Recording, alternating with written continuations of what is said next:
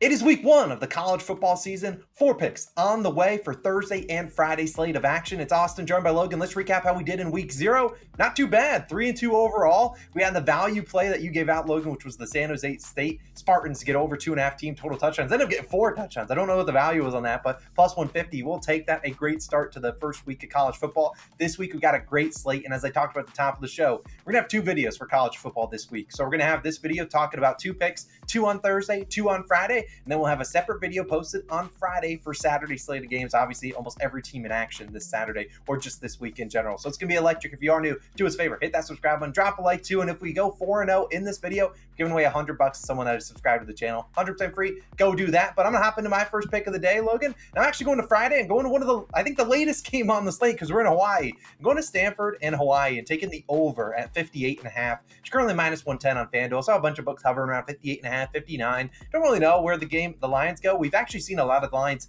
really go down a lot as we've seen, people are really overreacting, in my opinion, to the rule change that they made where the clock doesn't stop after first downs. I think Logan told me the stat was like 6 plays or now less in the games.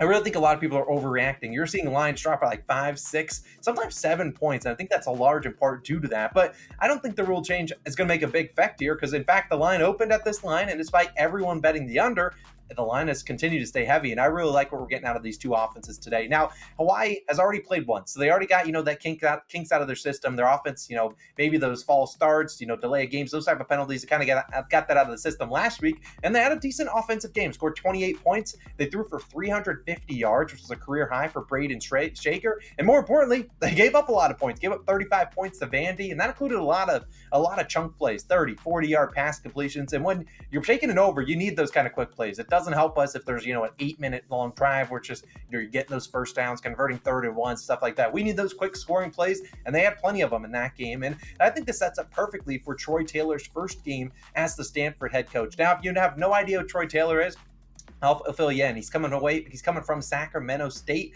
and in that Sacramento State, his offense, that's what he was known for, and that's why they're bringing him here. This is an offense in Stanford that has really struggled over the past couple of years, but let's look at that offense from Sacramento State. 4th in scoring at 42.9 points per game. They did it both through the air and on the ground, and I think they're going to have success against this Hawaii defense. And like I said, gave up 35 points last weekend to Vandy. Now on the other side, I think Stanford will be able to put up some points, and they're showing that given that they're only 3.5-point underdogs despite a really bad season last year. The Stanford defense not very good. A lot of the guys have transferred away. They got some new guys. They really just weren't great last year, and I don't expect them to be all too great. And obviously, it's going to take some time for a lot of new pieces to gel. First game in the system. And Taylor, like I talked about, an offensive-minded head coach, obviously in his first year with Stanford. I think he's put a lot more time into, fixing and honing up that offensive unit than he probably has on the defensive side, which I think will be a work in progress early in the year. So even with the rule change, I know this is a high number, but I think it's high for a reason, given that they know people are going to hammer the unders. I think we see a high-scoring game, some long plays, short drives, quick touchdowns. Give me the over 58.5 for my first pick of the week. This is a Friday kickoff. I'll have some more picks for Saturday. But Logan, what's your first pick going to be? Yeah, I'm going to a team total, and I'm taking my Florida Gators team total under 19.5 points, minus 113 odds on FanDuel. Currently your best value there.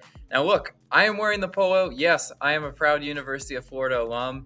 And I'm going to tell you right now, I don't think this Florida offense is really going to show up to Utah today. And I really have to fade my Florida Gators. It pains me, right? No one likes fading their own team. But honestly, to me, a fan's perspective is one of the best perspectives. And I know Graham Mertz, he'll be the new starting quarterback for the Florida Gators. I am not too high on Graham Mertz. I would love him to prove me wrong from the fan perspective. But you got to look at him objectively as a quarterback in 2022 at Wisconsin. Mertz had 2,136 passing yards, 19 touchdowns through the air, 10 interceptions. I don't like that. That's too many interceptions. And what I also don't like is Mertz only completed 57% of his passes last year, which simply will not work in this offense if he provides no threat to the ground game. Because if you're going to be the pass first type offense or in that system and not be able to run the ball like Anthony Richardson did last year, you better be accurate. And it doesn't really, to me, seem like Graham Mertz is all that accurate. The sample size is there,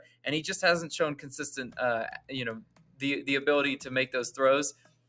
And if you look at Graham Mertz, what his role in this offense is probably going to be, he's probably going to be in a run first offense. Like at the end of the day, I would be shocked if Florida just completely retooled their way of doing things with Graham Mertz. It's not like he lights it up through the air anyway. Florida, if you look at their offense as a whole, they don't return many offensive lineman starters or wide receivers from their 2022 roster. So offensive continuity, not really there. Running back wise, yes. But offense as a whole, not really there. And who are they? They're facing a very formidable Utah defense. Utah's defense returns 8 projected starters from 2022. So there's some familiarity and some continuity up there for Utah. In 2022, Utah was 27th in scoring defense and 17th in rushing yards allowed. If we think back to the last matchup in the Swamp when Utah played Florida, that was the Anthony Richardson just Cam Newton type game where he sent his draft stock soaring, and they could not defend Anthony Richardson on the ground.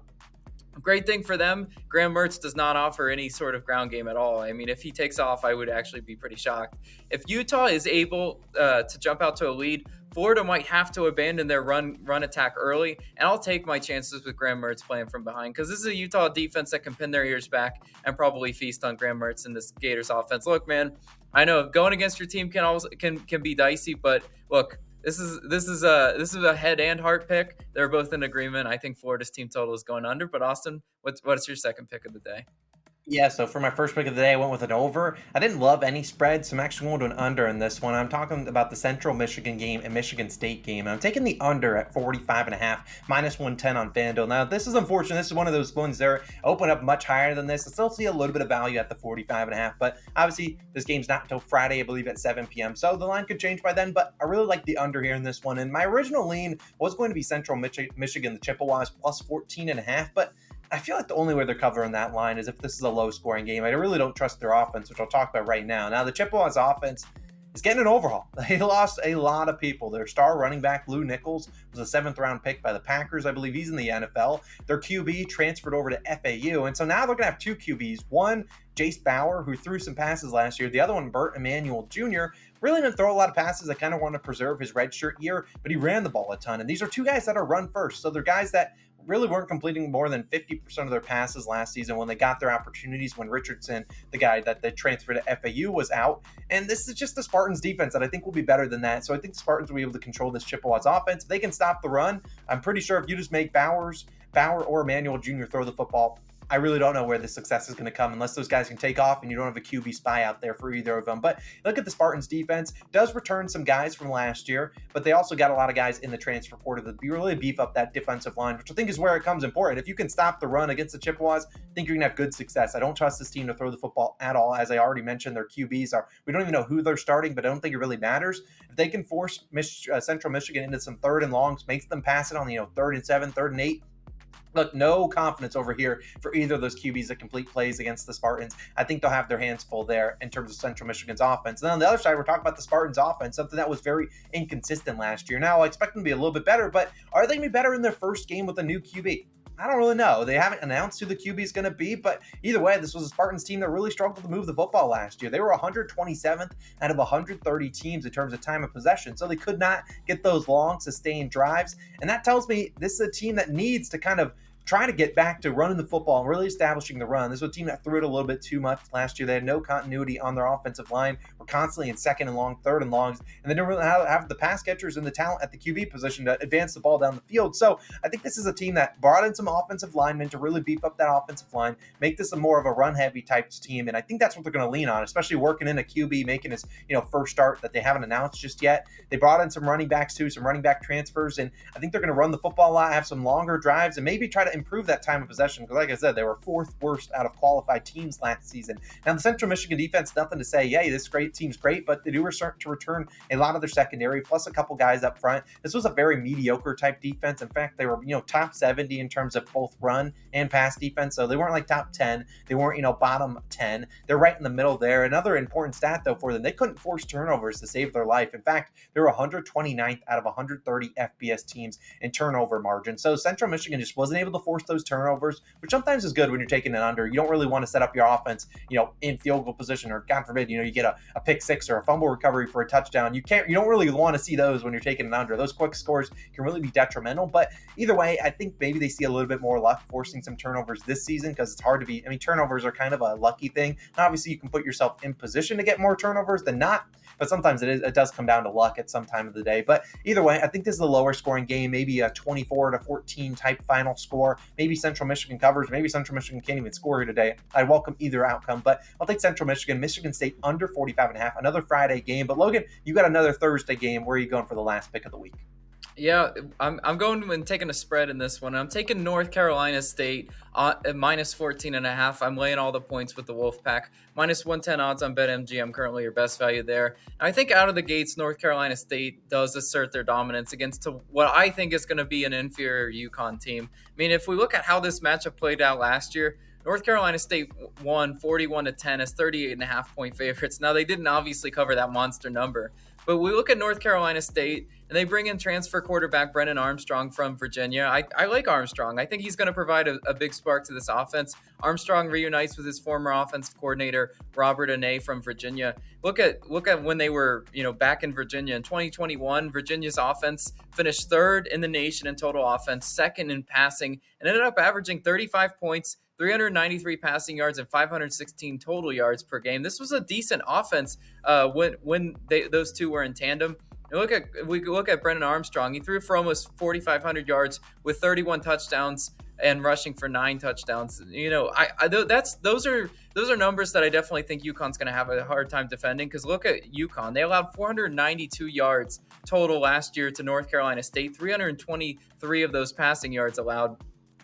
I just don't really know how they're going to be able to get North Carolina State off the field. And if UConn finds themselves trailing early in this one, this could really get ugly, because their passing attack for North Carolina State is lethal, and I think UConn's passing attack is far from lethal. Last year, UConn offense was 117th in scoring offense, 127th in passing yards. How much better can they get year to year? I mean, obviously, it's kind of hard to be that bad, but North Carolina State's defense should match up really well if UConn wants to run the ball. There should be at least 6 returning starters on North Carolina State's defense. And last year, North Carolina State 12th in scoring defense, 11th in rushing yards allowed.